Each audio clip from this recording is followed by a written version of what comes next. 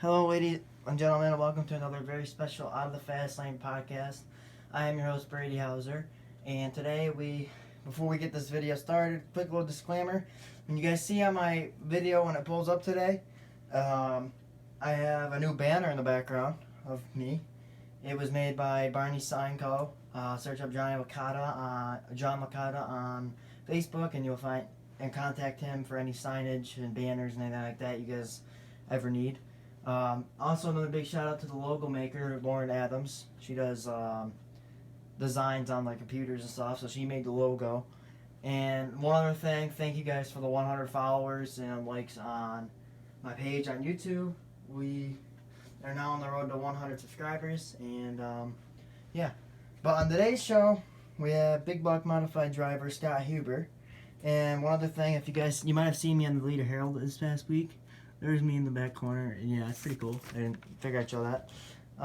So we have Big Mike Modified driver Scott Huber here today, and he will be joining us in a second. He races at Fonda, and I think in Malta, and yeah, so we're gonna get him on, and yeah. 10-4. So here's the new banner right here. Hello. All right, we're good. I think we're good. You got me now? Yeah, I got you. Hold on, let me just turn my volume up. All right, we're good. Welcome to the show. Thanks for having me. Yeah.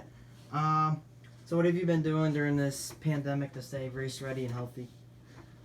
I've been kind of have to go out in a world. I'm an essential worker, so I got to go to work every day.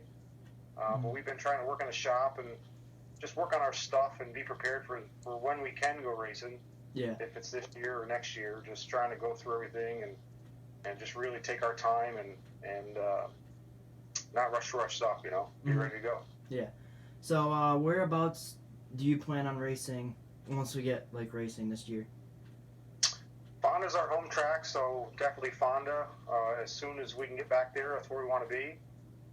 We plan on trying to race, as much as we can once we actually do get racing. So if we can run Malta also, we'd love to run Malta and Fonda every week if we can.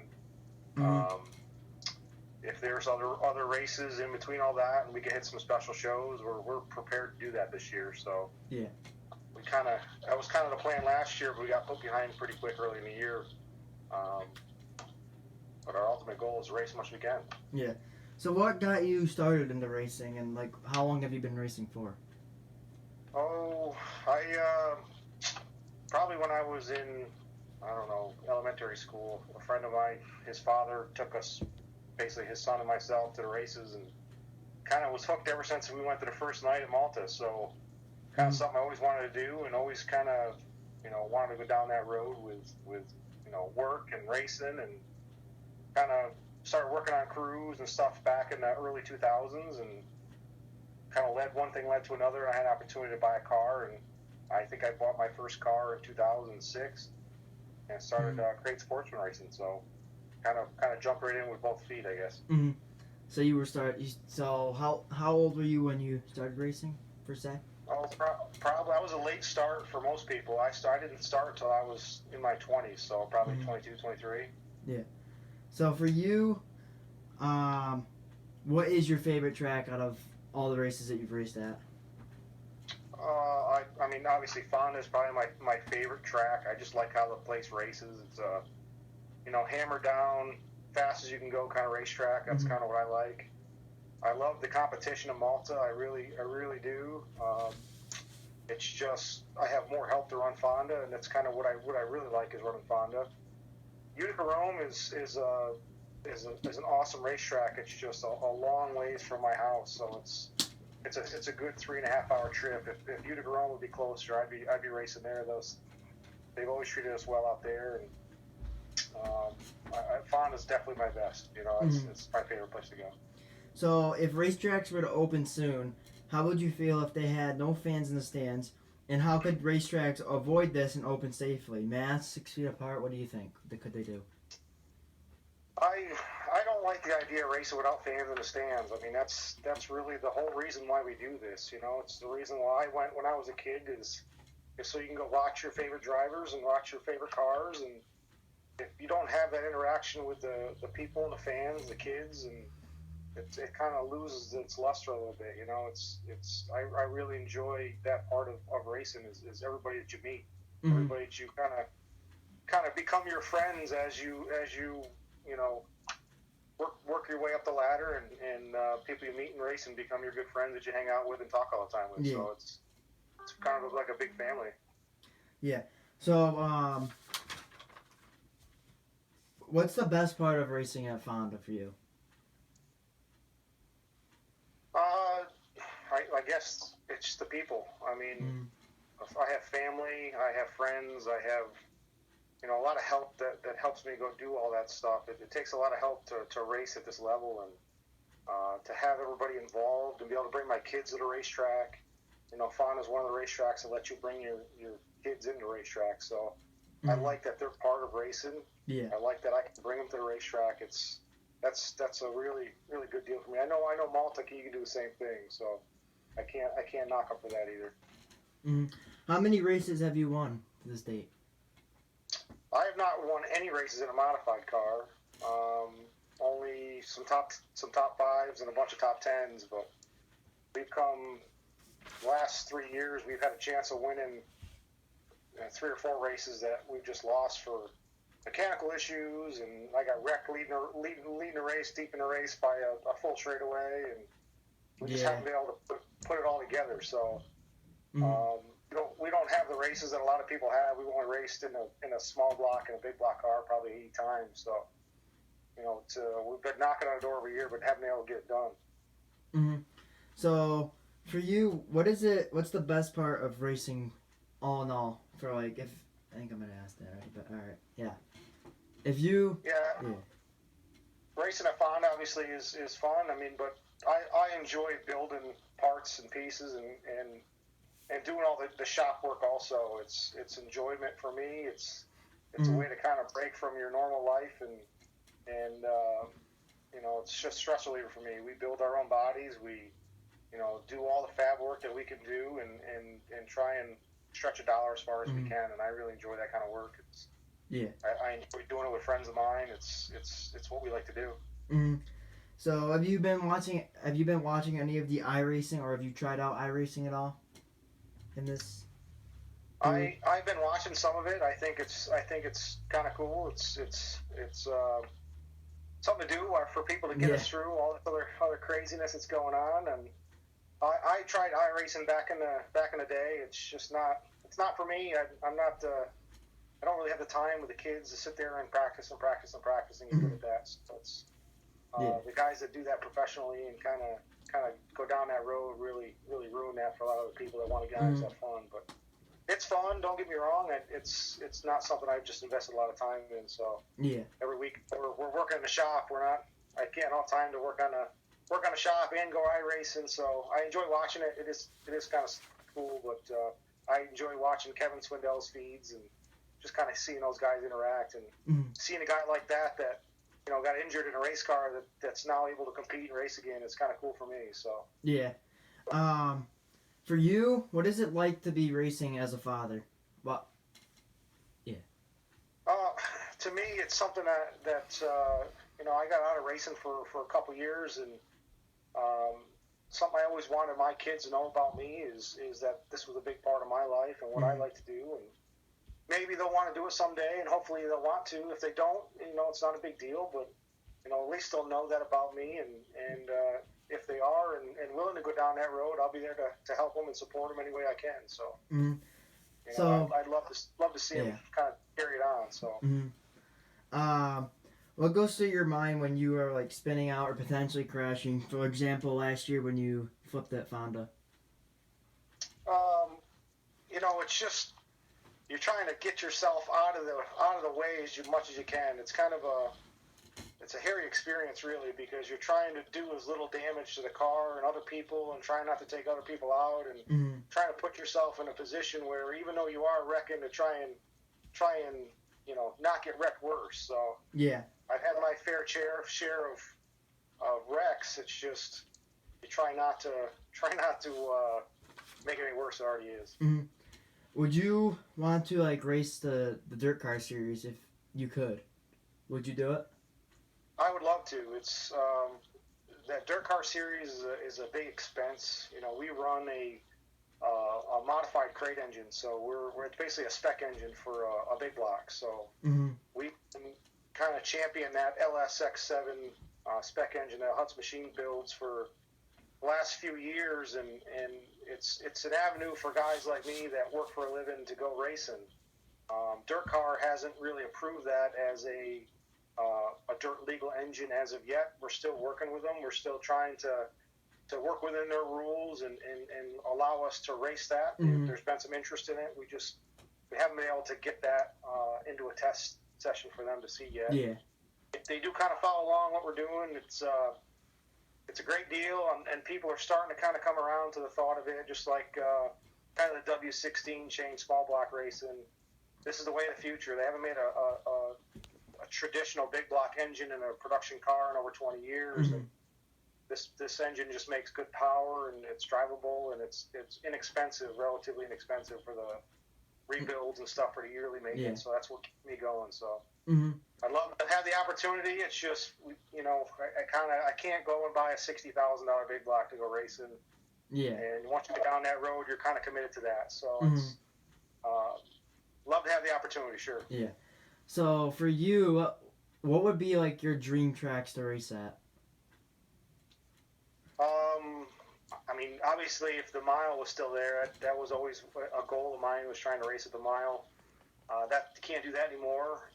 Eldora is one of my bucket list tracks. Charlotte, you know, we go to Charlotte every year. You know, my team guys and friends of mine, we take the trip. We've been doing that for the last 10 or 12 years, and you know, we'd love to be able to go down there and race in front of 40,000 people. Yeah. You know, that's just an experience overall in itself. So.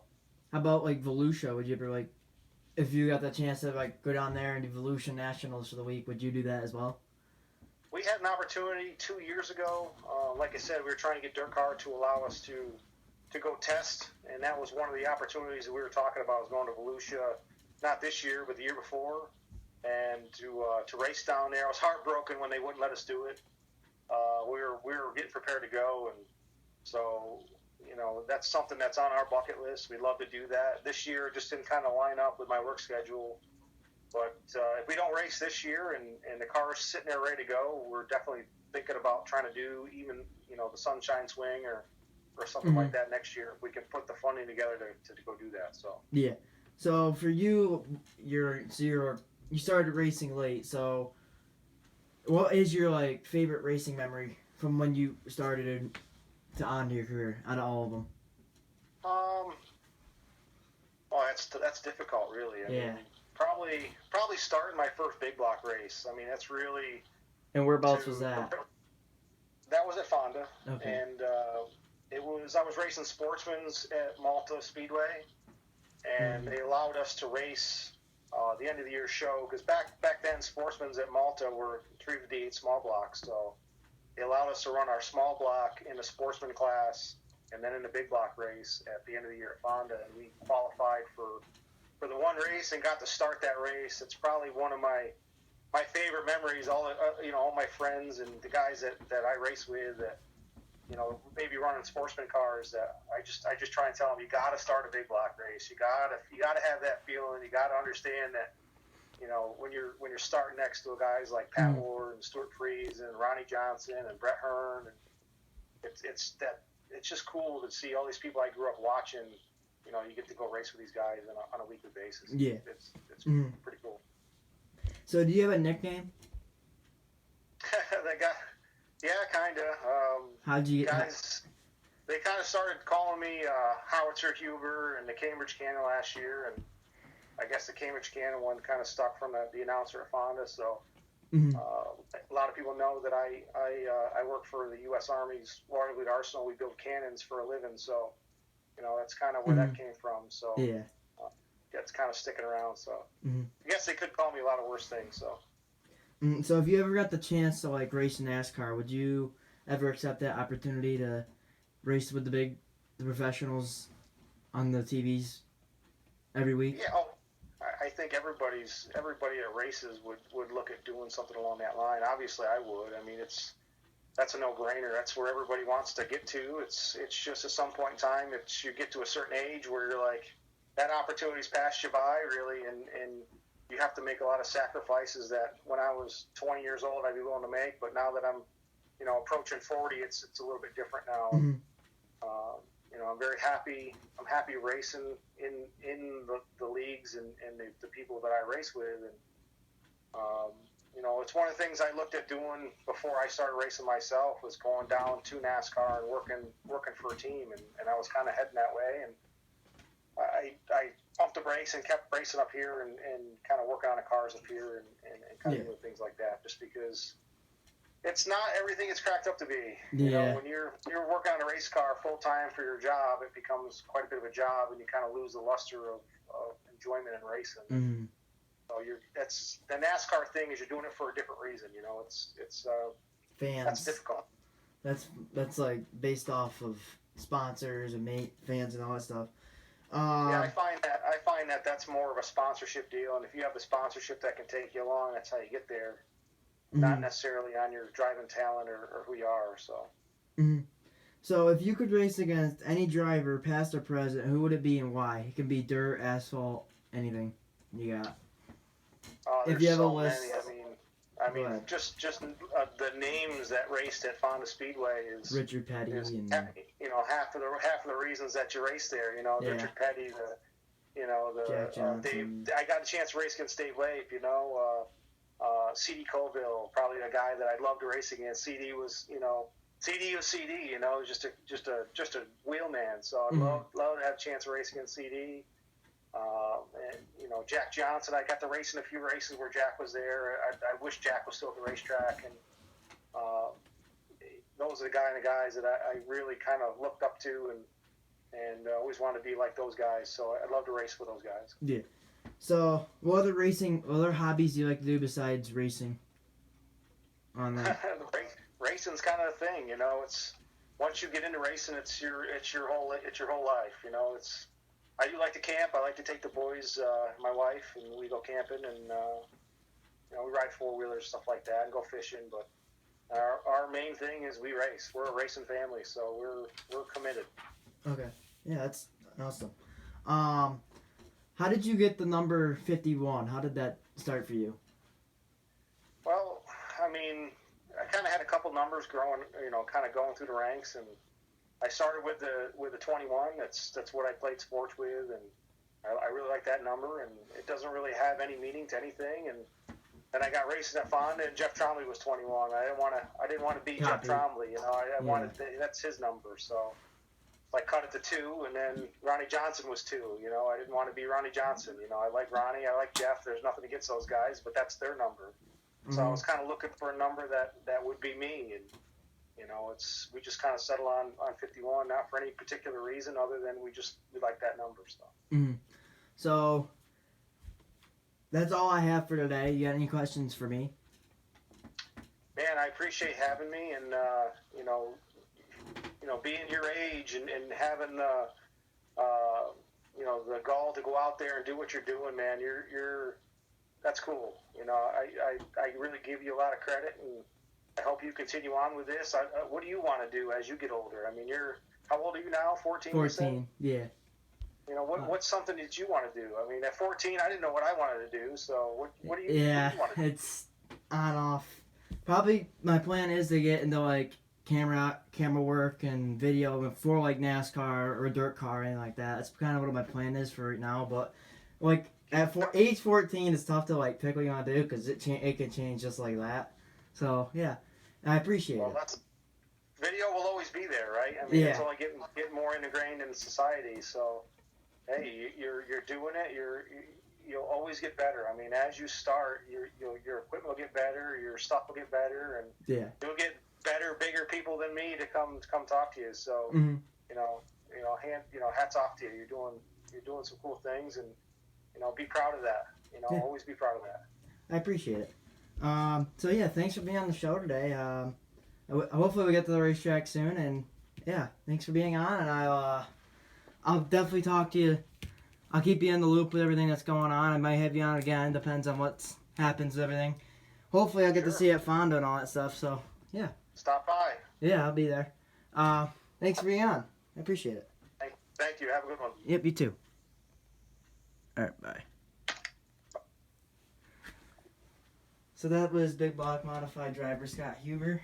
He is one of the nicest guys you will meet. Like I said before, I got a new banner from Barney's Sign Shop right here. This bad boy. Another credit to Lauren Adams for doing the design and all that. Thank you guys for watching. Please make sure you like, subscribe, and please comment. I like reading you guys' comments. It makes me feel great. Makes me feel good that I'm doing something right. And I will be posting stuff on Facebook. My page is Out of the Fast Lane. And I'm not stressed this enough. If you want to post something on my page, just send me it. I will definitely approve it. I'll let you guys post that on my page. I'm more than welcome to let you guys post stuff. If you have races you want to promote on like iRacing and all that stuff, I'm more than welcome to help you out with that. Like I said, I'm Brady Hauser. This is Out of the Fast Lane podcast, and there will be more coming. Trust me, there's gonna be more interviews. And yeah, make sure we're on the road to 100, like I said. So let's keep that going. And yeah, so thank you guys for watching, and take care.